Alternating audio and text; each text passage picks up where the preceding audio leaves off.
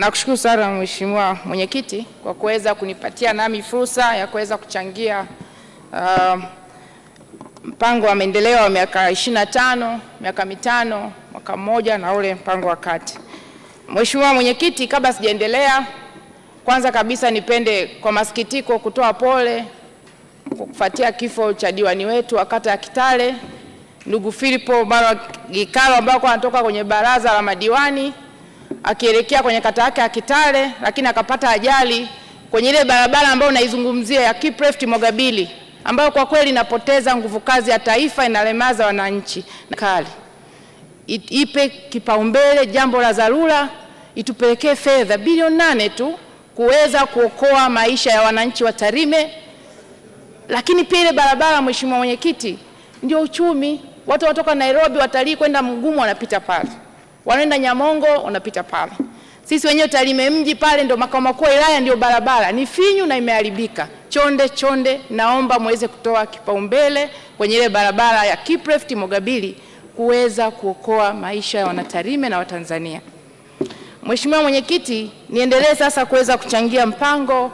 Nitajielekeza kwenye nishati, lakini pia ukuaji wa uchumi na pato la mtu mmoja, na pia nitaenda kuchangia na pointi 2 kama muda utanitosha. Nijaribu kumuuliza Sanga hapa naye anipe muda, amesema ameshachangia. Mheshimiwa Mwenyekiti, kwenye nishati mpango wa muda mrefu umeonyesha, na napongeza ripoti ambayo imekuwa tabled na wizara, lakini na ripoti ya kamati yetu, kamati ya budget, ambayo imefanya uchambuzi wa kina kabisa kwa maslahi mapana ya taifa letu. Kwenye mpango wa muda mrefu imeainisha kwamba serikali ina target kuhakikisha kwamba inazalisha megawati 70,000 ifikapo 2050-2051 kutoka megawati ambazo tunazalisha sasa hivi za 4,032. Lakini pia imeainisha kwamba matumizi ya mtu mmoja itatoka kilowatts 108 mpaka kilowatts 3,000 kwa mwaka kwa jinsi ilivyo sasa hivi. Na vyanzo vya uzalishaji wa umeme huu wameainisha kwamba ni jua, maji, joto ardhi, makaa ya mawe, upepo pamoja na gesi. Lakini Mheshimiwa Mwenyekiti, kiuhalisia hivi vyanzo ni vizuri na lengo lizuri, lakini ukifuatilia utaona kwamba hii miradi ambayo tunaainisha hapa inatumia muda mrefu sana kuweza kutekelezwa na serikali. Kwa mfano, chanzo cha maji ambacho kimeainishwa pia cha Ruhiji na Rubakali walishafanyaga upembuzi yakinifu hapo 2022. Baadaye wakawaacha tena. Wakaja sasa hivi wanafanya uishaji wa upembuzi yakinifu ambao wanatumia zaidi ya bilioni 3,200,000. Mchuchuma na Liganga tumeongea muda mrefu sana, ambayo ingeweza kwenye utekelezaji ingeweza kuchangia kwenye energy mix. Lakini pia upepo wa Singida. Lakini pia tuna joto ardhi kule Mbeya. Bado hivi vyote havijawekwa kuwekwa. Sasa Mheshimiwa Mwenyekiti, ili sasa serikali on average kwa jinsi ilivyojiwekea ni kama vile itakuwa inazalisha megawatt 2,000, ongezeko la megawatt 2,639 kwa mwaka kuweza kufikia target ya megawatt 70,000. Sasa ili tuweze kufanya haya yote, mimi nilikuwa na shauri tuweze kuhakikisha tunashirikisha sekta binafsi kwa uhalisia, kwa kuona kwamba sasa hivi chini ya serikali mambo ya move hivyo, tushirikishe sekta binafsi na iweze kuingia kwenye uzalishaji wa umeme, tukizingatia kwamba nishati ni kichocheo cha sekta nyingine. Yaani tukiwa na nishati ambayo ni toshelezi, tunaenda kuongeza mnyororo wa thamani kwa sekta zingine, viwanda, biashara, madini, utalii, you name it. Yaani tukiwa na umeme ambao ni toshelezi, tunaenda kuchangia uchumi kwa asilimia kubwa sana. Lakini pia ukichukua mfano wa nchi ya China, wetu wale waliweka malengo. Amesema hapa ndugu yangu Profesa Mhongo. Waliweka malengo kuhakikisha kwamba wanatumia energy mix kwa asilimia nyingi, na wakaziambatanisha na sera yao ambao kwao nishati ni uti wa mgongo wa viwanda. Lakini pia sera ya nishati waliungamanisha na sera ya ajira, viwanda na mauzo ya nje, na wakahakikisha wakajiwekea target ya kuzalisha megawatt kadhaa katika kila muongo. Leo tunazalisha megawatt milioni 2,800,000 kwa mwaka. Kwa ni moja kati ya nchi ambayo ina umeme toshelezi. Na sisi ni dhahiri tunategemea bidhaa nyingi sana kutoka China kuja kwenye soko letu hapa Tanzania. Kwa ni dhahiri kwamba tukiboresha sekta hii ya umeme tunaenda kuhakikisha kwamba tunakuza uchumi na kufikia malengo ambayo tumeyaweka ya kuhakikisha kwamba uchumi wetu wa taifa unakuwa kati ya 10% mpaka 12%. Mheshimiwa Mwenyekiti, hapo hayo ambayo nimeyasema, ili tuweze kusonga vizuri, tukaribishe hiyo sekta binafsi, lakini tuhakikishe pia tunatenganisha katika uzalishaji, usambazaji na unganishaji, ili kuhakikisha kwamba kama ni sekta binafsi tunaichopu inaenda kwenye sekta ipi, ili kuweza kuboresha ufanisi na kuleta ushindani. Lakini pia tukizingatia Tanzania tunaenda kujiunga na hub ya umeme kwa nchi za SADC, tuweze kuweka bei shindani. Kama tutafikia huko tukazalisha umeme ambao ni extra, bei shindani, ili tuweze kuziuzia na nchi ambazo zitakuwa zina uhitaji wa umeme, na kwa kufanya hivyo tunaweza kukuza uchumi wa taifa letu. Mheshimiwa Mwenyekiti, niende sasa kwenye pato la mtu mmoja na ukuaji wa uchumi. Kwenye mpango wameainisha kwamba target sasa ni kuhakikisha kwamba kufika 2050 2051, kwa maana miaka 25, tuna hivi ambao ni dola 1275. Mheshimiwa Mwenyekiti, ni malengo mazuri na yana matamanio mazuri na indicator nzuri ya kuhakikisha kwamba uchumi wetu unakuwa na wananchi wanaweza kuwa na pato ambalo ni wasia. Nakumbuka mwaka 2019 tuweza kukuza pato letu mpaka 1080, tukawa kwenye uchumi wa chini wa kati.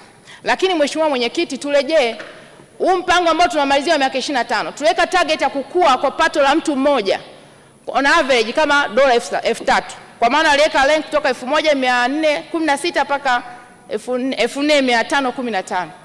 Mwaka 2000 ilikuwa dola, kipato cha mtu mmoja dola 756.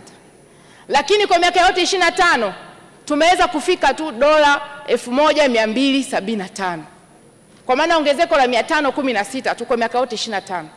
Sasa lazima tukae tuangalie hii ya dola 7000 ili iweze kuwa realistic, tunatakiwa tuje na mipango ipi? Kwa sababu ukiangalia the gap kutoka 1275 na dola 7000 ni gap kubwa sana. Lakini mbaya zaidi, Mheshimiwa Mwenyekiti, katika mpango wakati tunasoma katika miaka mitano sasa, utekelezaji wa miaka mitano, kwa maana 2026 27 2030 31, tunaonyesha tutaenda kuongeza pato la mtu mmoja kwa dola 363 tu, kwa maana kutoka ya sasa 1275 hadi 1638. Sasa kama tunaweka projection ya kuongeza ndani ya miaka mitano 363 tu, kwa maana yake ukifanya na average by assumption tunatarajia kuongeza kwa miaka 20 iliyobaki dola 1452. Kwa ujumla wake kama dola 3000 inakuja kama dola 2000 na kitu hivi au 3090. Kwa miaka yote ukifanya na assumption 3000 mpaka 4000 kwa mwaka. Sasa hii tuweze kufanikisha hili. Kitu kingine, projection ya ukuaji wa uchumi ni kati ya 10% mpaka 12. Lakini sasa hizi as we speak ni kati ya asilimia hiyo 5.5 mpaka 6. Kwa mwaka huu 2027 inaweza kwenda 5.9. Kwa mwaka nimeweka projection ya 6.3. On average, ili tuweze kufikia hii target, lazima kila mwaka tuhakikishe tunakuwa kwa uchumi wa 10%. Sasa tunafikiaje hapa? Kisha mpango uende kuwa sponsored na kwa asilimia kubwa kugharimiwa na private sector 70% na 30% serikali. Na naendelea kusema tukiga kwa mfano tukiinvolve private sector, kwa mfano kutoka Singapore, ukiiga tu mfano hapa, wao uchumi wao kwa asilimia kubwa unachangiwa na private sector kati ya 80% mpaka 90%, ambao wamewekeza kwenye viwanda, wamewekeza kwenye biashara, wamewekeza kwenye teknolojia. Lakini pia nao waweza kufungamanisha hivyo hivyo sera zao kuhakikisha uchumi wao unakuwa kwa kuwawezesha hawa sekta binafsi. Lakini pia ukiangalia kwenye nchi ambazo za ukanda wetu Afrika Mashariki na SADC, South Africa na Rwanda wao nao pia wana rank kati ya 60% na 70%, of which na sisi tumeweka vizuri. Kana kwamba tukienda kuwezesha sasa private sector zika take off kwa hiyo 70% kuweza kugharimia mpango, tutajikuta walau tunafikia malengo ambayo tumeyaweka. Na hii liweze kufanikiwa, lazima pia tubadilishe utaratibu wa utekelezaji wa miradi yetu ya maendeleo, lakini pia na maamuzi ambayo tunayafanya kwenye uchumi wetu. Lazima tubadilishe mitazamo ya kimaamuzi ambayo tunayafanya kwenye uchumi wetu, kwa maana kwenye vitu ambavyo vinaenda kudrive uchumi wetu. Bila kufanya hivyo hatuwezi kufikia. Mheshimiwa Mwenyekiti, nimalizie, naona kengele imelia.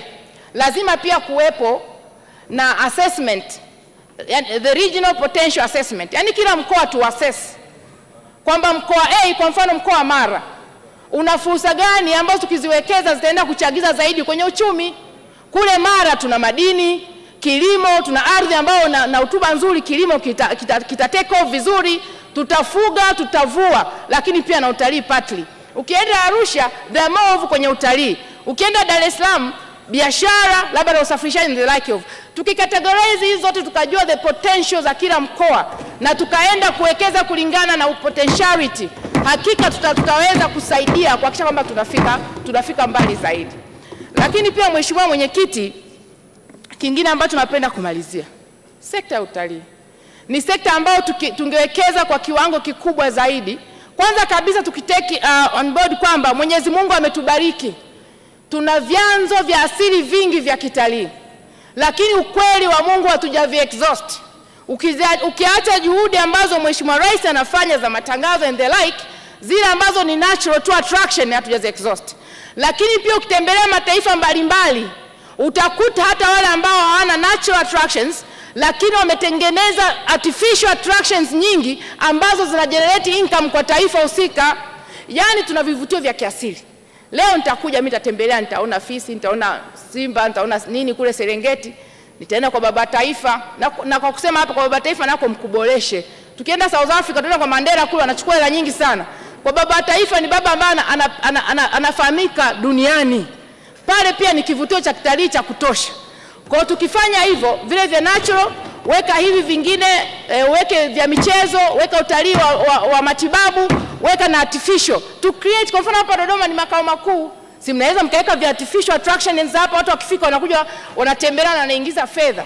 Hiyo itaweza kusaidia kwa kiwango kubwa sana ku create ajira, lakini kuongeza mapato na fedha za kigeni. Mheshimiwa Mwenyekiti, nakushukuru sana. Asante sana Mheshimiwa Esther Nicholas Matiko. Moregas English Medium School ni shule ya awali na msingi iliyoko Sirari wilayani Tarime mkoa wa Mara nchini Tanzania. Ni shule ya kutwa na bweni yenye mazingira wezeshi na rafiki kwa mwanao. Shule yetu inazidi kufanya vizuri kwenye mitihani ya taifa. Kumbuka mwaka jana 2025 wanafunzi 65 walipata daraja A na wanafunzi 16 walipata daraja B. Pia somo la tehama linafundishwa kuanzia darasa la kwanza mpaka darasa la 7. Ndiyo, karibu sasa, mlete mwanao apate bora. Kwa mawasiliano zaidi piga simu namba 0765 65 67 05 au 0628 94 34 24 au 0745 49 42 02. Wote mnakaribishwa.